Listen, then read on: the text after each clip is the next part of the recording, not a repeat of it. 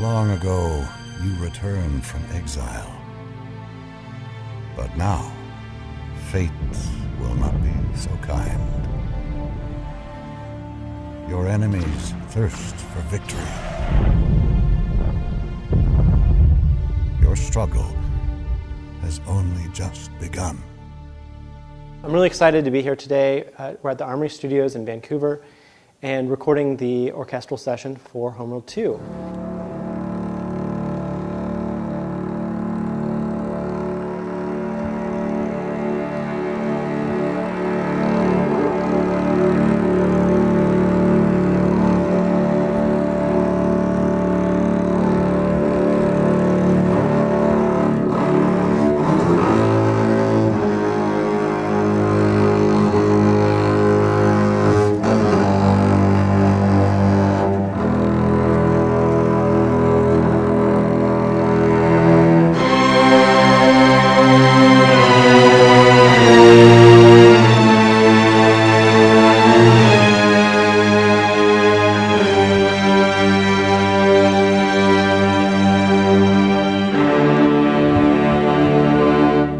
I've been doing audio for games for 10 years now, and it's phenomenal, the progression, from 8-bit day to now the resources that are available for games.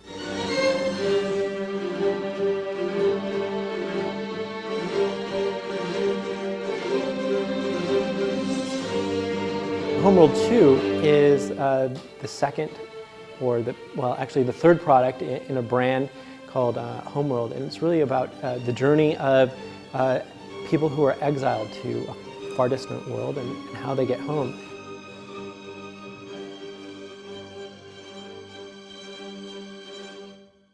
Homeworld did a lot of things right.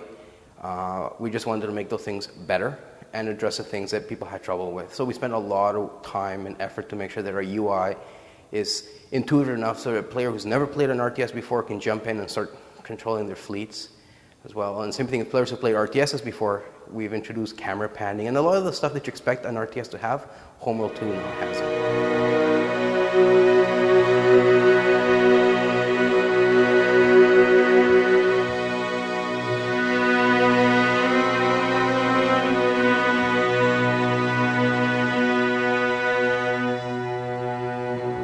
My name is Jennifer Graveness, and I am honored to have the role of Karen Sajet for Homeworld 2.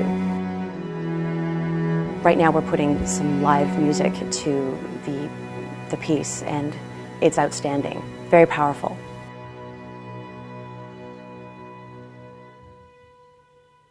Using live musicians and live instruments in the session is really taking the game, taking the music, and taking the experience to the next level. And you've heard me talk before about evolution and not revolution with Homeworld 2. We're really just trying to build on the strengths of the original product and minimize the weaknesses. And how we've done that with the music is take the award-winning soundtrack from Homeworld and really take that to the next level by including live instruments in it where appropriate and where it really brings out the drama and the emotion. There's a compelling story behind the Homeworld brand and the plight of the Higarans, and we're here to tell that story through music.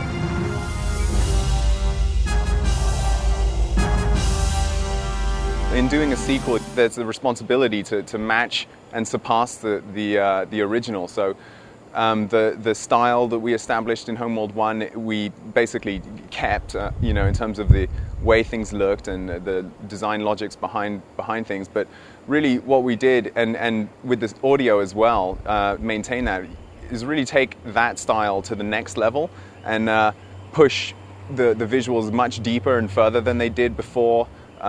Take the sound and the audio to the next level, which is what we're doing here today with the live strings. And really just take what we had as the kernel, the germ point, and just snowball it from there.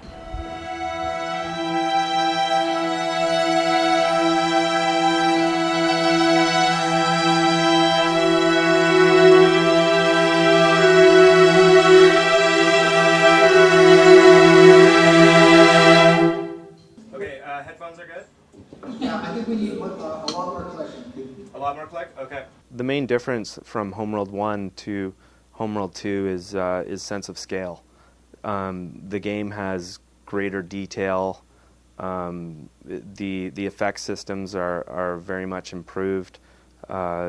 Just the sense of tactical play and the game environment is far broader, and it's more atmospheric. There's just on every front, the tool sets have been improved over the first one, so you get a far greater quality of experience. And the same I was going for with the music.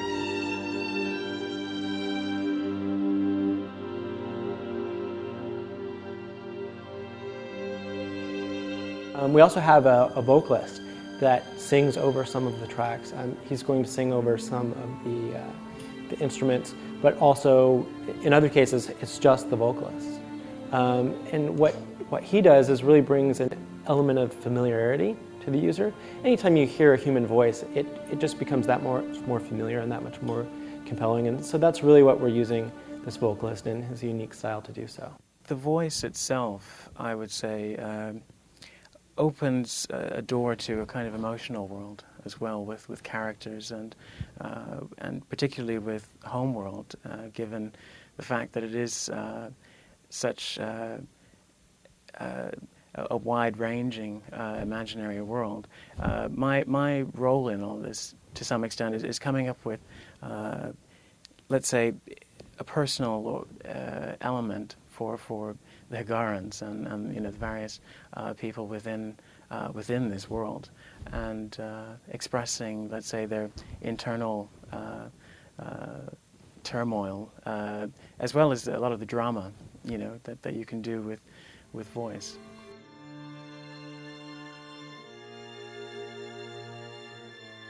As we're going through the sessions, I'm picturing the visuals as it takes place in sound, and it's very exciting. I was actually commenting to the vocalist Rhett about how not many people in the room are aware of what the visual is while it's happening, but I'm fortunate enough to be aware of that. It's very, very exciting seeing it come together like this.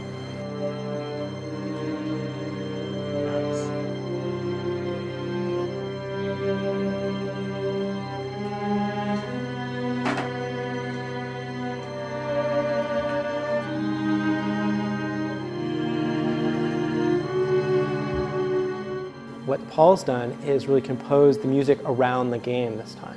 So you don't have a visual being set to the music, you have the music being set to the visual. So many little things that I've always wanted to for a game like Homeworld to do right. Mainly getting, for example, like Homeworld's the only RTS that when you finish a mission, you start the next mission with the units you had from the previous missions. But it never remembered any of your control groups, any of your tactic settings, any of your build orders, anything like that. So we've now done that, right? So you go into mission 3, control group 3 will be the same thing as it was in the previous mission. Also, like, moving ships around is so much easier. Like in Homeworld, you always had to bring up the movement manager, which is one step. Choose where you're moving, step 2. If you wanted to adjust the height, step 3.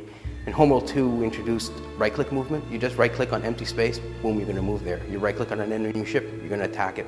We have a easier to use interface, and a lot of people had some problems or challenges with the existing interface, and with Homeworld 2 we've really simplified that, made it easier to use, but without removing any of the accessibility that you have with a truly 3D world. You can go anywhere, you can see anything, you can look at any sequence from any angle. So it's really a compelling technology and really compelling experience. And with Homeworld 2, we've just tried to make it more accessible and easier for people to get into. Subsystems are going to be a really cool addition to the game.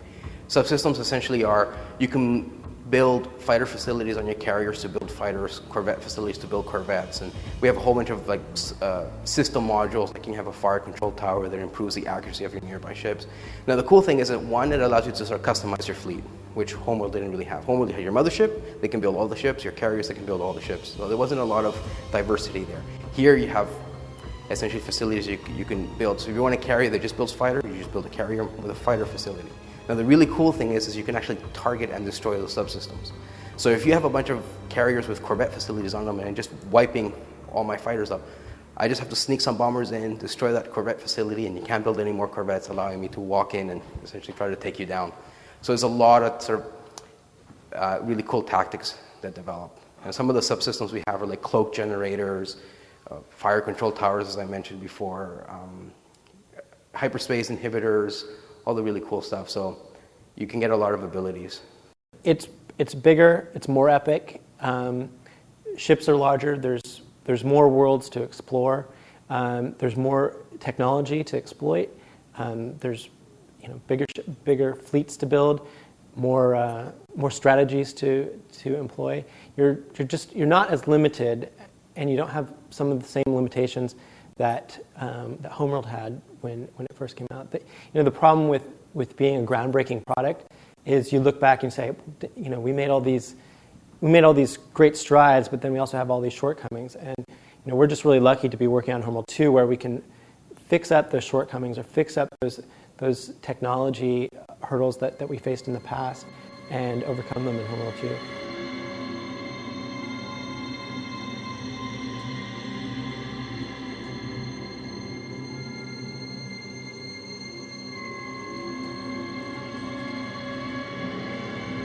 For the voice talent in the game, we ran a 32-person audition for all of the parts, and that went over a 2-day period. And we would have, half of the group come in one day, and they would all, we would have multiple reads for the characters. For the Macan character, we had, I think it was about 8 people that read for Macan, but there was one individual that was by far the capturing the spirit of that character, and the same went for Fleet Command. We had 7 women come in and read for that, and Jen was the strongest out of all of them. I wasn't the character in the first game, and I have a legacy to live up to, and I'm really looking forward to stepping up to into those big shoes. And giving it a different angle or finding a different woman in Karen Sajat. What's interesting about today for me is that when you bring this many talents together, it just each one of them is like a bringer of energy and soul and believability to the thing. So if you clomb enough talent, sheer raw talent to a thing in all departments, it takes on a kind of critical mass, and eventually it sort of breaks through some sort of quality barrier of a kind. And I think that's really the goal with good entertainment, is just get as much talent as you can in one place at one time, focused on one thing, and it's got to be great. I think the thing that I'm most proud of is the integration of the art direction with the sound, the voice talent, and the music. I think we've developed something that really complements all the elements in the game. So it will feel like a unified experience. It's we've thought a lot about the kind of environment that we're trying to create and the mood that people will have there. And I'm proud that we're about to realize it. We're really close. Really close. We just want to tighten the bolts, make sure it's really solid. Because a lot of people are looking forward to Homeworld 2, so when we ship it, we want to make sure that it's everything they wanted and more. I think it pays a respectful and worthy homage to the first one, and takes it to a completely new realm of excitement and entertainment value. This project actually is very similar to doing a film score because you have a lot of the same elements, and certainly the development of the music, all of the various components with the orchestra, as well as Paul Reske's extraordinary talent in devising things that really capture this other world, really have pushed things forward. The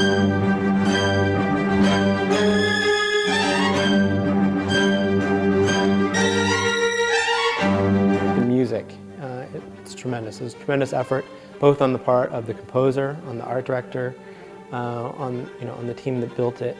The music really reflects and goes with the stunning visuals that go with this game, as well as the epic story. So, if I had to say it, I'd say I'm most proud of the music.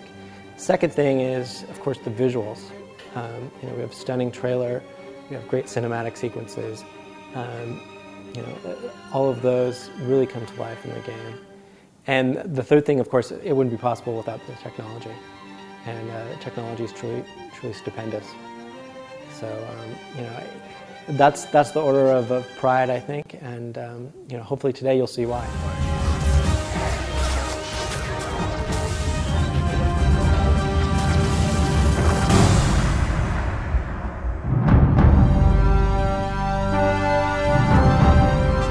Command online.